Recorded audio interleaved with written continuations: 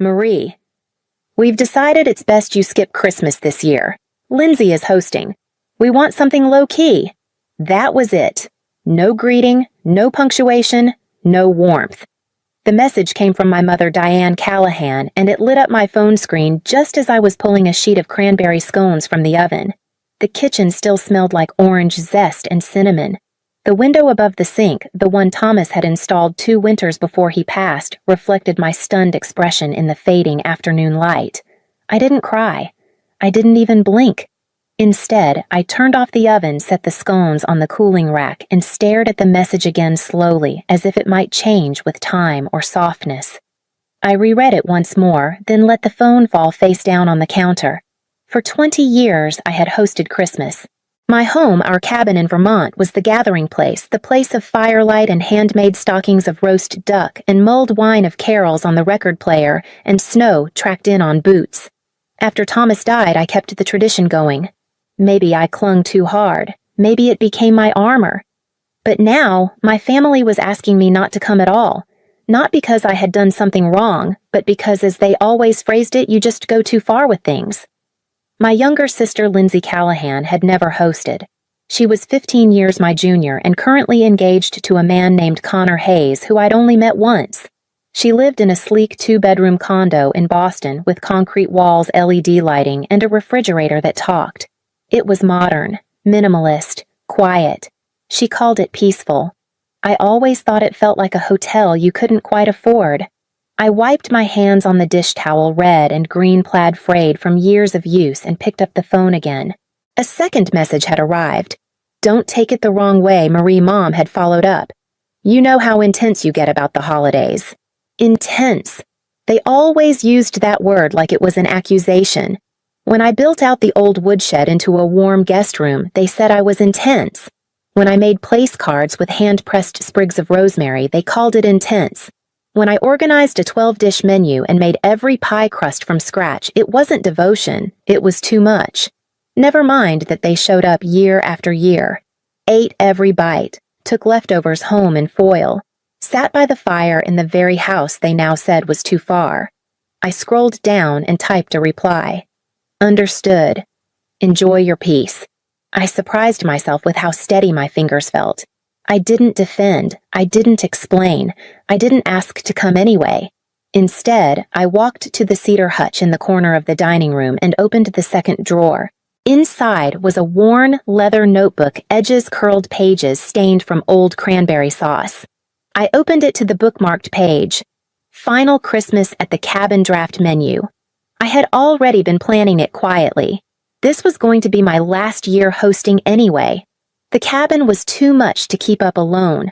The heating bills, the roof repairs, the long winters. But if this was how it ended if I wasn't welcome, then I would still make something of it. Just not for them. I stood by the window watching snow begin to drift down through the bare trees and whispered half to myself, half to the past. Then this year, I'll make Christmas for someone who still wants it. I didn't sleep that night. I lay in bed with the quilt pulled to my chin, listening to the groan of the old radiator and the whisper of wind against the window panes. Thomas used to call it the lullaby of December, this blend of metal and wind and snow. Around 3 in the morning, I got up, patted downstairs in wool socks, and lit the stove.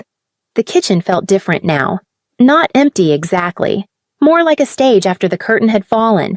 I set the kettle on and opened the notebook again. Over the past few weeks, I'd been drafting menus. Nothing extravagant. Just something meaningful. I called this section Final Christmas at the Cabin.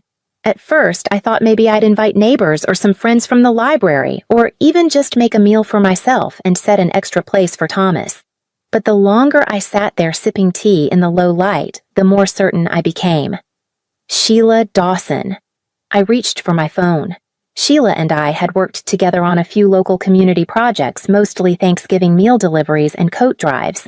She was the director of Maplewood House, a small independent living facility a few towns over.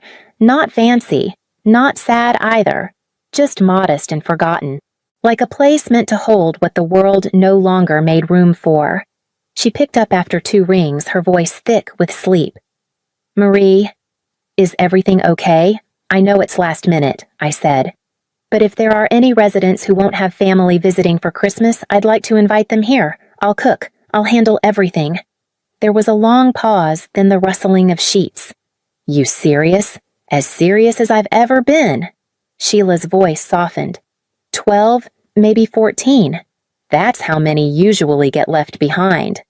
"You'd really do this? I'm not hosting family this year," I said simply. "But I still have a table. I still have a fire. Seems wrong to let it go cold." Another pause. "You know they still talk about the cinnamon rolls you brought on Veterans Day." One man cried. I smiled. "Then he's getting his own pan this time." We agreed on the date Christmas Eve, and I promised to follow up in a few days with details. After we hung up, I sat for a long time in the quiet. The kind of quiet that didn't ache. The next morning, I pulled out the green linen box from the hall closet, the one marked Decorations Keep. Inside were my favorites. The wooden angel Thomas carved the year we married. A collection of velvet ribbon. Brass candle holders from my mother back when she still sent gifts. I ran my fingers over the angel's face. The paint was chipped now, but the expression still gentle. I said it aloud, though no one was there to hear. "We'll do it differently this year." I made a list. Meals, table settings, coat sizes, how to make space for walkers between the chairs. I checked the radiator in the guest rooms. I moved the furniture in the dining room to accommodate a longer table. I rearranged the pantry and cleared a shelf in the fridge. Every step brought something back into the house I hadn't realized had gone missing. I didn't tell anyone in the family. They'd made it clear I wasn't needed, so I gave myself to those who still were. By the end of that week, I'd stripped the beds in the guest rooms, set up a folding cot in the study, and scheduled a chimney sweep. The house smelled of orange peels, simmering in cloves, and old wood polish. The snow outside had settled into its mid-December crust, the kind that held footprints just long enough to remind you someone had passed through. On Thursday afternoon, while I was pressing napkins and setting aside extra gloves for guests who might come unprepared, my phone buzzed on the counter. I glanced at the screen. Diane Callahan. I let it go to voicemail. Then, out of instinct or maybe muscle memory, I opened the family group chat. There were 2 new messages from Lindsay Callahan. "Hey, what does everyone think about catering the ovens acting up? Connor's not thrilled about having the whole family in the condo, but we'll make it work." No one replied. That night, the phone rang again. I picked it up before I could talk myself out of it. Mom didn't bother with pleasantries. "Marie, you're not mad, are you? You've been so quiet." "I'm fine," I said. "You know how overwhelming you can make things. We just thought it was time for something simpler." "I understand, Mom." There was a pause. "You sure you're not upset? I've made other plans." I could hear her blink, could feel the weight of her trying to read what I wasn't saying. "Well, Lindsay's doing her best. It's just a small place, and Connor likes peace. He doesn't like chaos." "Of course," I said. "Then I'm sure you'll all have a peaceful time." She paused again, unsure whether to press or retreat. "All right then. Talk soon." We didn't. 2 days later, I got a call from Jenna Dawson, Sheila's niece and a journalism student at the state college. She'd heard about the Christmas dinner from her aunt and wanted to write a human interest piece for the community paper. At first, I hesitated. My instinct is always to keep things quiet, but Jenna promised the story would focus on the residents, not me. "People forget them," she said. "Your dinner's giving them something to look forward to." Her voice reminded me of a younger Lindsay before the world wore down her softness. I agreed. On Monday, Jenna arrived with a scarf tied around her hair and a camera slung over one shoulder. She wandered the kitchen and living room, taking photos of the long farmhouse table I'd borrowed from Sheila's basement and the dried orange slices I'd hung from the windows with ribbon. She was particularly struck by the memory tree, the idea I'd pulled from one of Thomas's old journals. Each guest would hang an ornament in honor of someone they missed. "It's beautiful," she said, her eyes misting. "It's like grief and hope holding hands." I didn't say much. I just nodded and kept zesting oranges. That evening, after she left, I checked the family thread again. Marie Lindsay had written, "Are you ignoring us? Mom said you're being dramatic. I need a head count for catering. And Connor wants to know if anyone has dairy issues." I closed the app. There was a time I would have scrambled to help, would have typed up 3 menu options, offered to cook something anyway, or at least gently guided my sister through her first hosting attempt. But that time had passed. Outside, the porch lights glowed against the snow. Inside, my hands smelled of rosemary and flour. I pressed another batch of sugar cookie dough into stars and trees, then labeled each container with a guest's name and a smiley face sticker I found in the back of a drawer. By morning, the article was live online. 1 table, 12 guests, and a cabin full of memory. It made the front page of the local section. I didn't send the link to anyone, but I knew they'd see it.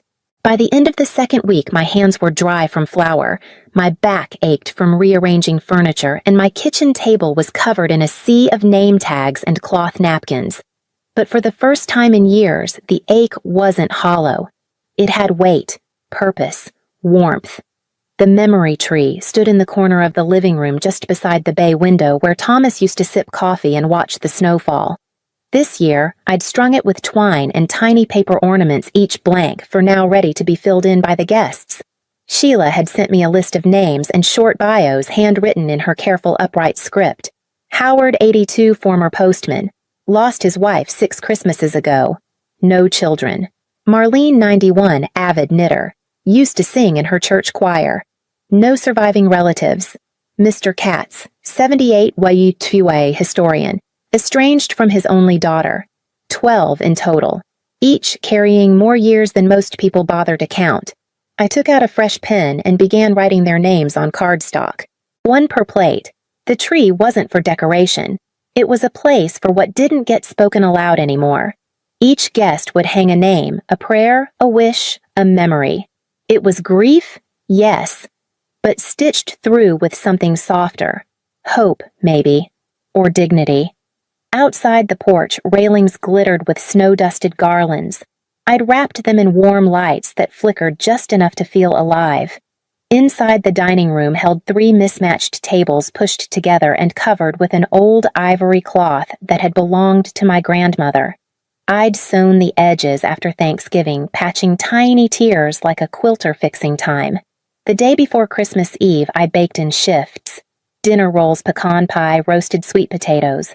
I slow-cooked a cider blend with cloves and orange peel. Every few hours I stepped outside to cool my face, take in the scent of pine and chimney smoke. Mid-afternoon, a knock at the door startled me. It was Jenna again, scarf tied tighter this time, cheeks flushed from the cold. "Sorry to drop in," she said, holding up a small wrapped package. "Just wanted to give you this." I invited her in. She handed me a book, The Gift of Years by Joan Chittister. Inside was a note for the woman who remembers what the rest of the world forgot. J. I didn't trust my voice enough to speak, so I just nodded. She took a few more photos, then lingered by the memory tree. "It doesn't feel like charity in here," she said. "It feels like belonging." Later, after she left, I stood alone in the quiet and adjusted the chair placements once more, making sure no one would feel isolated. I tested the path between rooms for anyone using a walker. I set aside slippers in different sizes and folded throw blankets on each guest bed.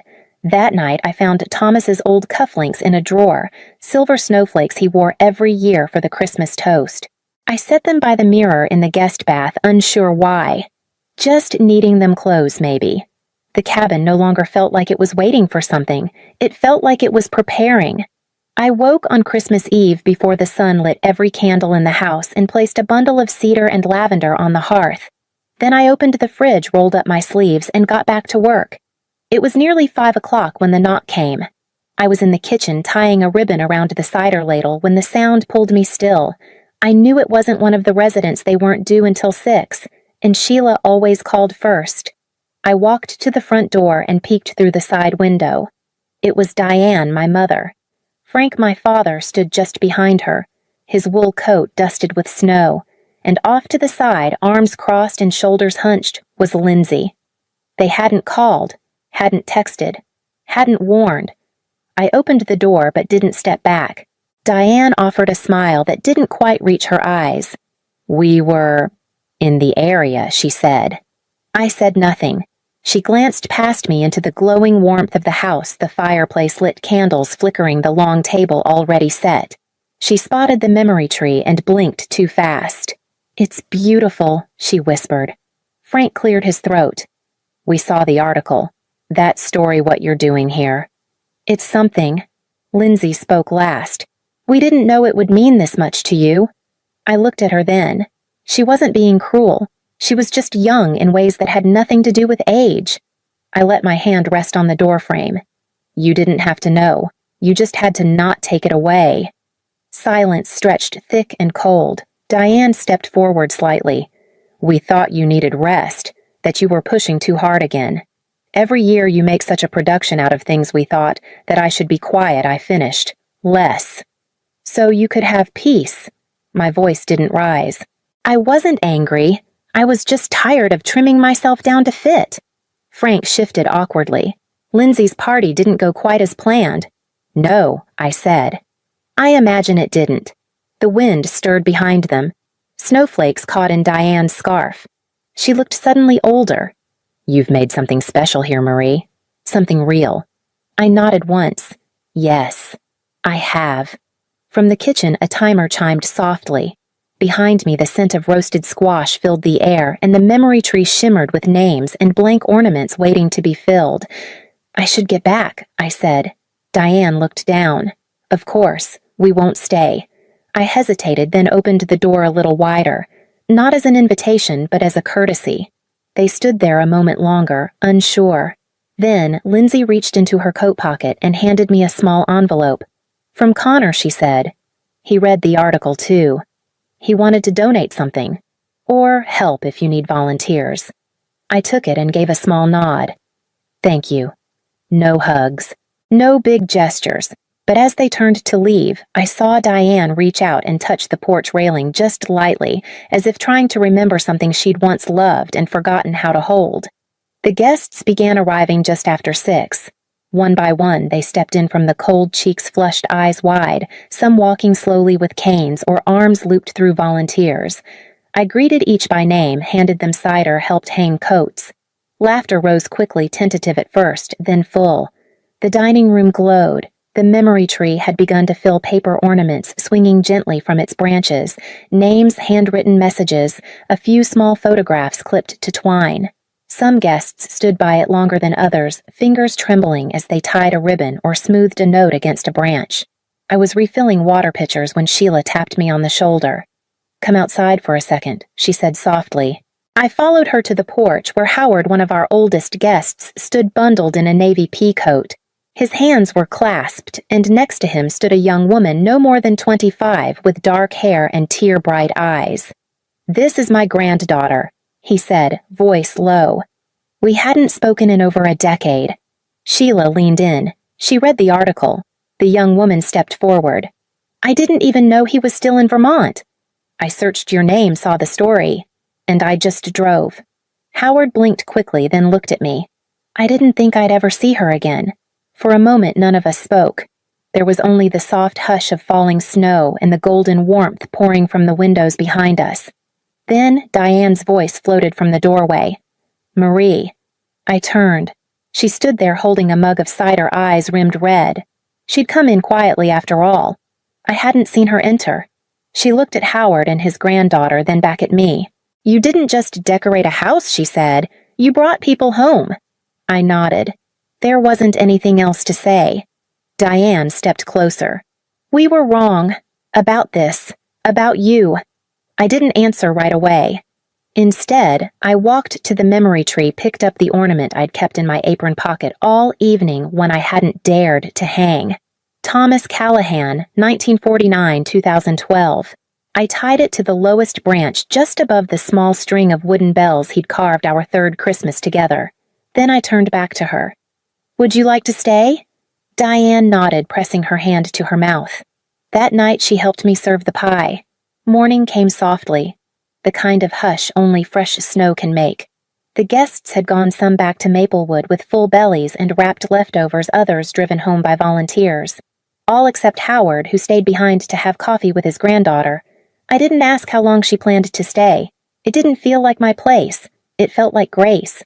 I stood in the dining room, mug in hand, watching the embers settle in the hearth. The memory tree twinkled quietly, now full. Some ornaments tilted, others hung just so. I let my fingers trail the edge of one Betty, 1963. I miss your laugh. Behind me, the soft rattle of dishes. Lindsay had risen early and was setting the table with quiet precision, nothing fancy, just folded napkins and warmed bread. Frank read from a paper scrap someone had left by the tree, a poem about finding family in unlikely places. Diane poured coffee. Her movements were slow but certain, the same way I remembered from winters when she still wore aprons and called us in from sledding. We ate together, no speeches, no tension. Just the scrape of forks, the crackle of fire, the scent of maple sausage and rosemary. Before they left, Diane touched my shoulder. Next year, she said, if you're up for it, we'd like to come again. I nodded. This house may not be mine much longer. Then maybe, she said, it can be all of ours. Just once more. As they stepped outside, I walked back to the tree. Snow fell past the window in slow, drifting flakes, and I thought of Thomas, of his steady hands, his quiet pride in making things that lasted. Some traditions, I realized, don't end. They just change shape.